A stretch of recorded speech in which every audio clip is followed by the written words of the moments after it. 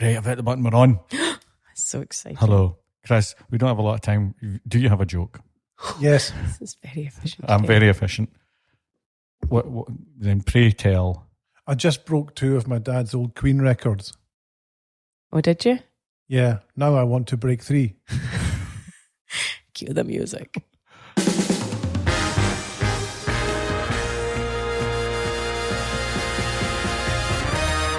Welcome to the Good Roundup. Good is a brand consultancy in the United Kingdom. And from time to time, 3 people from that consultancy, myself, Stuart Steele, Mr. Chris Lumsden, and Ms. Julie Murdoch. Hi. We will get together and we will just talk about brandy stuff and what we think of it, because we have opinions and we want to share them with you. How lucky you are. So that's today. What is the purpose of I see today's podcast. I see what you've done. You wrote a thing, I wrote a thing on the back of a lot of conversation around brand purpose. Now, I'm not a big fan of brand purpose. I'm going to put that out there. I'm not a big fan of brand purpose. I think it's a little bit gimmicky. I think you say it's contentious. I think it is a contentious issue. I think, and my position of it is that having brand purpose, a standalone brand purpose, can be more confusing than not. I think the whole thing's confusing, isn't it? It's a little bit confusing, and I think, and it's very much on trend though. What it is that as with anything, and brand is no different. You get trends, you get fashionable things coming up. Mm-hmm. And in the moment, since 2016, if you do a little Google Trends thing, and in the article, I've got a lovely wee graph that just demonstrates how from around 2016, it kind of shoots up as a bit of a thing. And there's a lot of reasons for that. I think you've got a theory, don't you? I think there's. And is this something we've seen as well? Is this article inspired by anything? I just think there's been discussion around what's our purpose, and I think it gets a little bit confused with ESG and CSR, and again, it's all it these does get things confused with mission and vision and all that. It's all, and it's like, well, what's our purpose? And it's like going, oh, okay. And I think since 2016, I think since a lot of instability in society, arguably with Trump and Brexit and they've got all that, and then you've got your coronas and everything else, and then you've got Black Lives Matter, and you've got Me Too, and suddenly I think brands struggle a little bit about how they're going to talk about that and deal with that, and then suddenly what that gets wrapped up in for some reason is the term purpose. What is our purpose? What is our point of view on these things? And it's like, well, we need a purpose to kind of help navigate that. And there's also then there's the commonly held wisdom, which I've never seen any proof from it, but it's supposedly that in the recruitment market and consumers will only buy from brands that have purpose, and it gets a little bit, and you kind of go, what is that? Is that people in the back of an Uber buying some cheap jeans on Amazon? Those people, and it's and I appreciate the fact that I sound very cynical in this, but after doing a lot with it, it's kind of, it suddenly has a purpose, becomes a thing you've got to get into, and it kind of rips my knitting a wee bit. So I wrote an article about it. Thanks for coming. Nice. And that's all on today's show. So thanks, so read it and let us know what you think. No, but I understand if you're going to have to do it, how do you do it? So while I'm not a big fan, I'm still asked from time to time, how are we going to put purpose into this? No, I was just going to say, do you think if this kind of almost societal shift that you're talking about is, in that sort of decline of moral leadership? Yeah, well, and also the shift, you mentioned in your article about that kind of shift away from instituted churches, religion, all that kind of stuff with a lot of the, is it a brands then kind of overreaching, looking for businesses overreaching, looking for some sort of deeper sense of meaning and purpose that isn't there, or just is it an articulation of it, or is it? Because they're all at it. How do you like P&O Ferries for moral leadership? Well, do you need your mayonnaise to tell you what they think about the Me Too movement, for example? Now, and this is, I am picking an extreme to prove the point, but I mean, there's kind of things like, is that, do you need Hellmann's to have a brand purpose? I think, I think this is there's so many aspects to this for me. I think that, like you say, there's purpose is your reason for existing, is that then surely that needs to be linked to the product or service or whatever it is you're delivering from consumer. You can then have and we'll probably want to talk about this, but then you can make a commitment to run a sustainable, responsible business alongside that. But does it need to be, well, it's a question or a view, does it need to be necessarily linked to your core purpose or vision or mission or whatever you want to call, and we can, that's a separate point. And you're right. And terminology is a bit all over the place, but you're right. I mean, as I say in the article, I am not necessarily interested in Hellman's purpose, but I probably am more interested in their parent company. I think it's Unilever that make Hellman's. I don't know, but I'm more interested in the kind of parent and what they're doing for the good of the planet and everything else in Hellman's. I don't need Hellman's to do it, but I am interested in Unilever. And I take your point, but just to go back a little bit, and you talk about confusion. So are you saying that one of the challenges is that, and that Jules mentioned that, how we see it, do clients come to us in your view and say, we need a purpose? Or do they come with a jumble of things and get mixed up with what's what and what's important and what creates foundations? How do you see? And we can, the Hellman's point I think is an interesting one, but just to go back. I think there's some companies that come in and go, what is our purpose? And they're because we've got to have one, because they believe they've got that. And you kind of go, and there's reasons for it and they're kind of struggling to articulate it. And I think the difficulty is when you've got a brand that, so Patagonia, let's get them out of the way. Patagonia are a privately held company, $750 million. I might have read that wrong, but they're reasonably small compared to Nike, for example, 34 billion turnover. Because they're privately held, they can have a purpose, and that purpose started on day one for them. They didn't need to bring that in, so it's easier for them on day one to bring that purpose through and bring it to life, and they don't have to answer to the stock market about, this is going to cost more. Their clothes cost more because X, Y, and Z. That's a key point, isn't it? A key crux. Yeah. But I think Hyatt's another good example of that, which is kind of, like you say, it's been their purpose. It's been baked into day one. They set up, a factory to make jeans.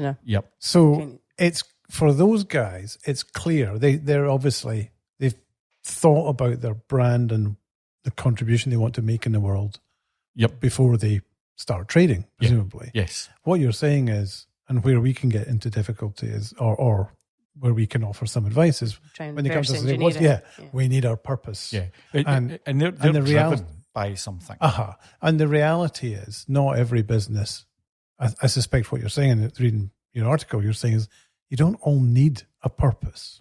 Is that right? No, yeah, totally. And I don't think necessarily it's, you can have a purpose, and again, I think it's Phil Adams who says you can have a big P and a small p. So toothpaste, what's its purpose? Is its purpose clean your teeth? Clean your teeth and make you feel confident that you've got a nice smile. That's it. Or healthy gums. You can go and meet the ladies knowing that you've got a killer smile. That's what toothpaste is. You don't need a killer smile when you've got killer chat like yours. I know, and you can't buy that. Well, presumably there are many, many, many companies that make relatively kind of prosaic products that struggle to link to a higher thing like that. And I don't think it needs to. You've got to then go, what is your primary, what is your product function, what's the brand function, how do you do that? And that's a fine purpose. And as David Baker, I was going to say, as David Baker said this week in his piece, it's fine just to work for a company and have a market impact and deliver some value for a client at a fair price. That's purposeful enough. Yeah. Look, seek meaning in your own life elsewhere, but that's enough. And we should celebrate that, right? Yeah. And I think this is the challenge that's kind of there. I mean, so the article is called, "Do You Need a Brand Purpose?" And I would say probably not, but I think, trying to put that into something that already exists is difficult. And I think when you look at our vision is to make brands and branding better understood, respected, and valued. And I think that's very purposeful. So I think the vision with that is a purposeful vision that suits us. And it's understandable, I think. Yeah. And it is understandable. It's very clear. And I think we get it. You can share that internally and you can kind of get, and I think it sets a tone. I think it sets a purpose. I think it kind of helps define where you're going. It's at the top of our brand pyramid. That's tip of the spear. Yeah, the tip of the spear. if we then were trying to put a purpose in, I don't quite know what it would be, and it would be complicated. But I think a lot of clients that we speak to and I'm trying to think if this is mainly in B2B, potentially, maybe not. I do think it's a confusion around the language that you use to describe these different things, because I think drinks brands are terrible for it. We've talked about whiskey brands before, about, the wheels and onions and layers of complexity that they add to these things. And I think there's an issue around whether is it a vision or is it a purpose? It's just call it what you like, but it's something that provides that kind of North Star clarity. It gives you the kind of grounding that can lead whether strategic decisions that you need to make in the bit, all that. But whether, and so I'm a little bit like, well, call it a vision, call it a purpose. It doesn't really matter as long as it's delivering what you need it to as an organization. I agree. I think our vision is purposeful, and that's And I think Stuart hit on a key point earlier when he talked about share price or value. But you go in there, you talk about the article. I mean, if you're trying to inject a purpose late in the brand's life, it's difficult because it involves some level of sacrifice, it should right? Yeah. Which means that at some point that's going to involve money. Yep. At some level, and unless your kind of shareholder setup is willing to accept that, then you're in trouble. And that's what happened at Danone. Danone. That's your oral branding right there, ladies and gentlemen. So we'll go. That's all right. But I mean, once you kind of got they were going to be a purposeful company and going to do better, and until the shareholders went no, and because more money, please. More money, please. Which is your point about Patagonia? Because they've got they've got a good position. But again, they were a company that didn't start off with that kind of purpose. Yeah, they have. So I mean, and I think again, businesses look at. It's when businesses look at Apple and go, we've got to be as innovative as Apple. And you go, well, I don't know what that means. And it's the same with, look at Ben and Jerry's and look at Tom's and look at Allbirds and Dove as well. Dove to some extent, yeah. And Dove were interesting. But I think because I was looking at Dove earlier. Sorry, carry on. No, because I think they talk about helping women to raise self-esteem and realize their full potential, that kind of stuff. As I think that's their mission. I think they call it the mission rather than a vision or the purpose or whatever. But. And I'm kind of in two minds about this, because I think when you look at how they, from a campaign perspective, obviously, I think you could say, well, that's absolutely credible in terms of how they've evolved their kind of advertising and all that kind of stuff. But still, from a product, but back to the small P, it cleans you and makes you smell nice. Makes your bits smell better. But then I think in that case, so then I'm kind of like, well, is that actually a purpose, or is that the reason for the brand being, or is that more a kind of value that they live by? I would argue that Dove is the exception that proves the rule, because they've invested in it. There was a bit of pushback, and sometimes it works. And, sometimes there's a bit of pushback on it in there. Yeah. And I don't think they were early. They were early, and way before everyone else jumped on the the United Colours of body confidence bandwagon. Now we're going back. But I just think that was more stylistic than probably. Yeah. I don't really know what I don't really know what it stands for. But I mean, I think it's the kind of thing where, like, some companies go, you will feel better when you come to work, and you will be doing societal good when you come to your work. And for some companies, you can, but they're very few. Yeah, right? I think that works really well, obviously, for the third sector, and I can understand why people do that. But I think generally, trying to say you will be a better human being for making cardboard boxes, or springs, ball bearings, and I just don't know if that your work can be your work, and there's nothing wrong in that either. And as long as you're getting paid a fair wage and fair society and fair conditions and all that kind of stuff, and that's kind of my point about making a decision on how you want to run your business can still be of huge benefit and give lots of your team and employees a reason to come to work beyond what the end product is. Indeed, and Stuart in his article makes a key point about the difference between, what is it you say, a purpose and a responsibility. And I think that's a really interesting. Explain that, Stuart. Well, I think the question is really for me is like, and it was the kind of this problem is already there, and it's either in CSR or ESG, whatever you want, and it's that kind of corporate social responsibility, and the key word being responsibility. And I think that CSR is going over to one kind of thing there, and it's a bit dull, and it's under CSR, and it's what does that mean, everything else, and then suddenly, well, what we'll do is we'll call it a purpose. It'll be our brand purpose.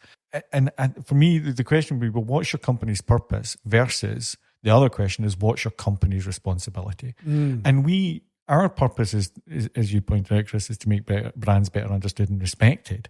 But we have valued. But we have responsibilities. We have responsibilities to make sure that on a very basic level that the team feel in a safe, secure environment. That's a responsibility. That's not a purpose. And that we have a first aid box. That we have a first aid box. We do have a first aid box, and it's displayed next to our health and safety poster.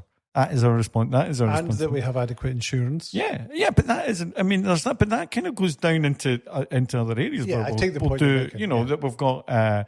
We have the Aviva self-help thing, and that is we've got all those things that are our responsibility, and that comes down to a responsibility for everything, really. And I'm more interested in what's. No, I take your point. It's a broader responsibility for your team, your staff's well-being, their But I also think all of that stuff. Paying taxes. Yeah. And that's and I guess we kind of take that for granted, but I suppose there are lots of businesses where they don't feel that sense of responsibility. Mm-hmm. Yeah. And then it's kind of like, well, the fashion is.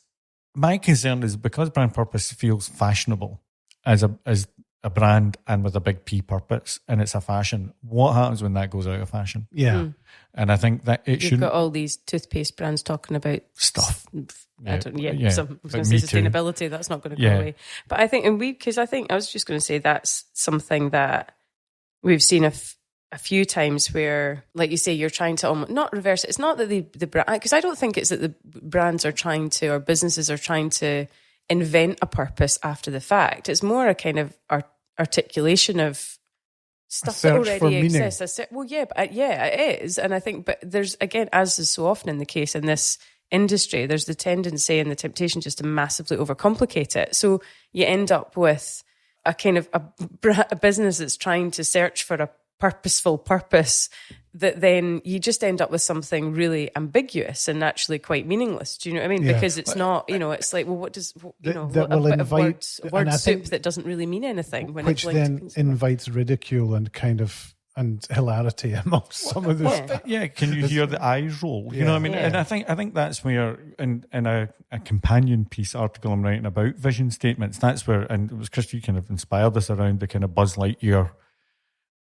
statements. The Buzz Lightyear statement is like to infinity and beyond for tomorrow. Innovating for the future. Yeah, believing tomorrow today. Just putting together lots of words that sound great. And it sounds great. And I was kind of looking at it as a bit like William Wallace shouting freedom. You know what I mean? It sounds great and everybody goes there. Everyone followed him though, didn't they? No, he didn't. Not then. That was when he was hanging up. That was when he dies. They also did that with the Brexit campaign as well. Yeah, it's that rallying cry and it goes round and I think that's where it's got to be looked at. And the place to be purposeful is in your vision and in your mission and in your values. And that's what it is. And as soon as you start adding another layer on that, everything then becomes more complicated. Yeah. And needs more explanation. Yeah. And I think it ends up in more confusion. So I'm all for companies being open and transparent around the responsibilities that they have to the common good, be that their employees, their customers, and to the greater society. I think that's do you think, great. Would it be fair to say that we work with a pyramid and we have values at the base of that? Do you think these responsibilities are maybe the things that come through in the values? It'll depend. I mean, I think sometimes it rings a little bit hollow for me. I think, you could, sustainability is not a value. It's not a value, and responsibility is not a value. I think it's challenging for brands just to be honest about and actually accept that responsibility can be a little bit boring. Yeah, I agree with you. I think, and it's Jules' point, I think it comes from a place of fear to say we've got to be more meaningful in what we do. Otherwise, people won't want to work here. You've got to aspire to be something greater. But actually, I think sometimes the reverse is true. If you can break it down and simplify it, it becomes freeing in that sense. Yeah. And as we've said, as long as the business is run responsibly, back to that word, then I do think that's enough. Yeah. And I think brands get a little bit tied, and I feel for them because on one hand we've heard stories from clients going, we don't know what we're going to say in the anniversary of George Floyd's death. I don't know what we're going to say. How about nothing? If it's not relevant. But again, for brands do feel if we say nothing or we standing for nothing. We've got to insert ourselves into the conversation. Yeah, and I think it's very difficult, and I think that's where the paralysis comes from. And I think, well, what are you going to do? Because, what are you going to say versus what are you going to do? Because I would much rather go, look, again, our responsibility, this is what we're doing. I think what we're going to say is actually where it goes wrong. Well, we've seen that, haven't we? Yeah. So and to be fair to a lot of those brands, I think you kind of damned if you do and damned if you don't in a lot of those cases. Consumers expect, of course, some consumers expect you to stand for something and have a position on things. But where the place is for that and where does the lines are very blurred, aren't they, in terms of... I mean, I was looking at the P&O site, right? Because I'm interested in... So for our international listeners, hello. What can you just make? They might not know about the P&O thing. Oh, well, it's a ferry company that fired all its staff and tried P&O Ferries is a ferry company. Tried to rehire a whole lot of staff at half the price. And anyway, and it's totally outrageous. And the brands are like 100 and something years old, more. But you look at their site and they're still saying we care about this and we care about our people and our people are this, and it's all that kind of, all the platitudes, the generic platitudes that are rolled out. But the way they've actually behaved is totally irresponsible. Yeah. I find that endlessly fascinating. But I think that's great. The contradictions. I think the contradictions are, but I think it's great that they put it up, because ultimately you should be measured by your responsibilities, and that's going to be damaging for the brand. If they actually said nothing, can bad companies get away with saying they're doing good? And I think some bad companies kind of, and then what you can then do, well, they've done that, but they've done that. I'm never going to work with these people. So at least they've set some stall out that you can judge them on, and then you can just say, well, I'm never going on a ferry to Ireland again or something. It is interesting. I find I think your article's really good, Stuart. It's as you say, it's a thought-provoking piece. It's just a bit of a rant. I think it's also one of these ones where you could talk for weeks on end about this, because on a lot of these things, there's not really a right or a wrong. It's just it is an opinion. I say that at the beginning of the article. I mean, one of the things I find interesting is that and maybe where I struggle with it is that I don't think I have a purpose. I don't really have a purpose. No. I have a lot of responsibilities, and I know people that do have purpose, and it's usually through some sense of sacrifice that they've got to that purpose, like a monk. Well, like a monk, yeah. That wasn't quite what I was thinking, but yes, certainly monks they sacrifice a lot, talking. Indeed, their whole hair. Oh my God. Fucking hell, man. Can't leave that. That won't stay in. Yeah, so I mean, you've got responsibilities. I think also responsibilities is a better word than purpose anyway. I agree. But I think it's semantics. And I think it's interesting because we've come to a kind of position on it, so that when we do get involved with clients talking about this stuff, we've got a point of view and a... Yeah, and we had an inquiry.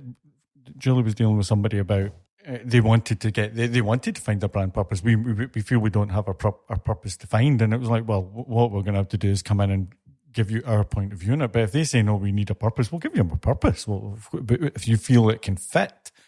But I would also just go back to your original brand and go, do you need to maybe tweak the original brand to be more purposeful rather than adding in another layer of complexity, which is purpose on itself? Yeah.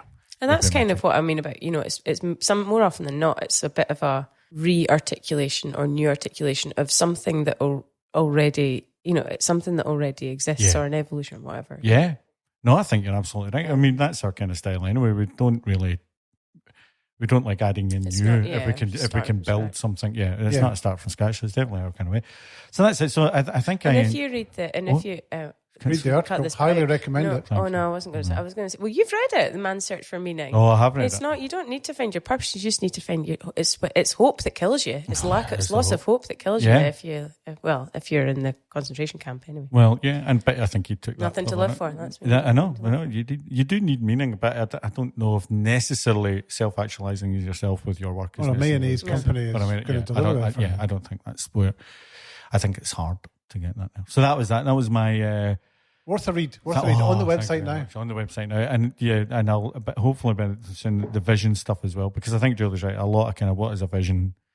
Well, we have put a comb through all of that for ourselves. Yeah, It was interesting. And I think we've got a good handle on it. Yeah, and that is tied to that is based on one of our own values of simplicity, isn't it? Built from one of our own values. Exactly. Keep it simple. Keep it simple. Right. Stupid. I've got a call. You had to ruin it, didn't you? Yeah. All right. Got a call. Right. Thank you all. That was good. Thank you. Thanks. Bye. Bye.